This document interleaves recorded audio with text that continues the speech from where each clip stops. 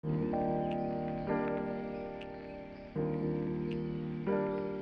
going on, everybody?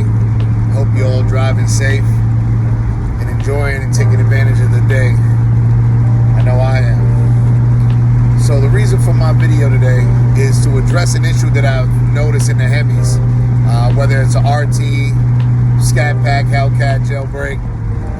I've seen a few of these been reported, and they're not hard to fix, but they can become a pain in the but it's the active exhaust valve on the car going bad. It starts out with the actuator. Technically, it's this little box that's plugged up into the rear of your muffler system, and it opens and closes the valve.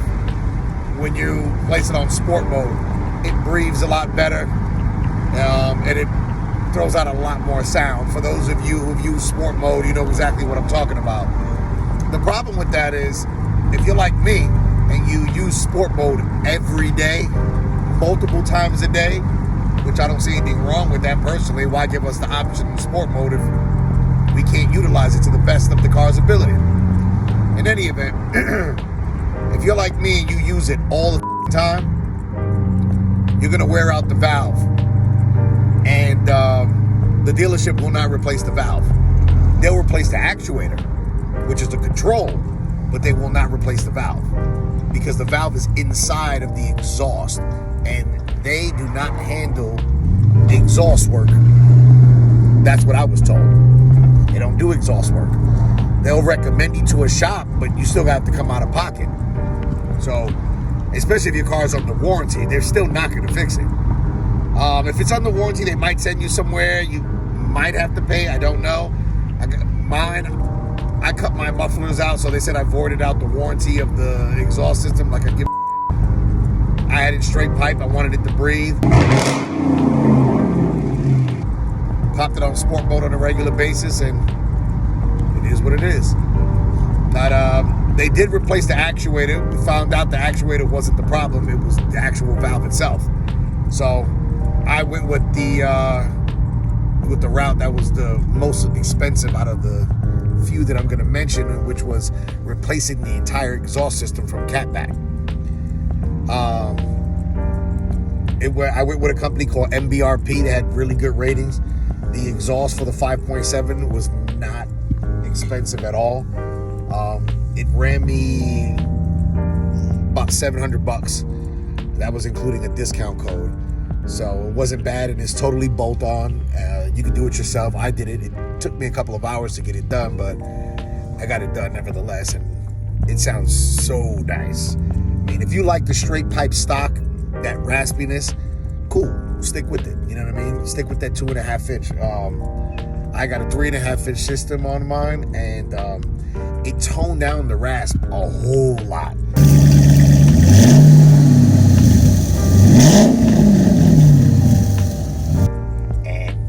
But it's still nice and loud. It's aggressive, has a real deep tone to it, so it sounds great. But outside of that, like I said, that's the route I took, was to purchase an entirely new exhaust system. The other options that are available are to do a valve delete. If you do the valve delete, it's about maybe 9 inches worth of pipe that they have to cut out on both ends where the valve meets in the middle, and then they'll weld the piece back on there, and they're not going to be able to put a mount on it for the actuator, because if you won't plug that thing, you won't be able to drive that car at all. I actually, when I was bolting in my system, I started the car and forgot that the actuator wasn't plugged in, just so I could hear it from the catalytic converters. It was a nice sound, by the way.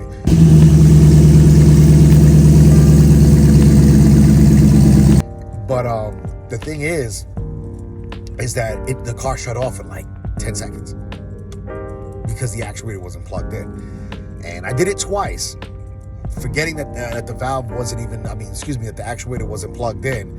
And when I finally got the exhaust pinned up and I got the car running, it had a check engine light on. It took me about maybe 3 or 4 times starting the car up and letting it rest before it actually reset, because I had to plug the the actuator back up into the connector that it had. And this exhaust system has a mount that you can bolt the actual actuator back onto it. It just doesn't have valves on it, so it just sits there basically. But it recognizes the fact that it's still there because it's still plugged in. But yeah, don't take out that actuator. Now, if you do the valve delete, you can go the option of purchasing a bypass. A few companies have them. I've seen them. Seen a couple of videos where guys use them. I think there's a shop down in Florida that did it as well. They had, I don't know what company they went with, but I know there's a few companies that do the bypass, and it basically mimics the valve being there, and it sends a signal to it. It's a small little cartridge that just connects to that connector, and there you go. And you can zip tie that up into the frame somewhere, and that's pretty much it. That's the second option. The third one, I don't know how this one works, but I read that you can do a axle back. Not sure if that's gonna work. I don't know if the axle back goes, if it's gonna aid with that part. I mean, I haven't seen any videos on anybody doing an axle back for that reason. So that's research that somebody's gonna have to conduct, or somebody has to check out whether or not that's gonna work. The last one, being the cheapest of all, almost free option, is to get up underneath that car, open that actuator up, pull that spring out, and there are 2 holes inside the actual valve itself where you can actually run zip tie through it. Zip tie completely open.